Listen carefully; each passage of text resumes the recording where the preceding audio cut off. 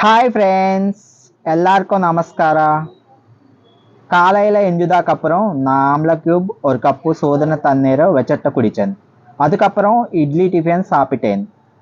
10 மணிக்கெல்லாம் வீலைக்கு லாகின் ஆனேன். Team மீட்டிங்க்கா ஆயம் attend பண்ணேன். அதுக்கப்புறம் எங்கள் பூஜை கதி போய் தேவனி தண்டம் போட்டேன். அப்புறம் ஒரு ரீலு பண்ணேன். அதுக்கப்புறம் எங்கள் பெட் ஒரு கொஞ்சம் விளையாண்டேன். அவளுக்கு சாப்பாடு ஊற்றி அவளை வெளியே குத்தித்த பொன்னேன். அப்புறம் ஷாப்புக்கு வந்தேன்.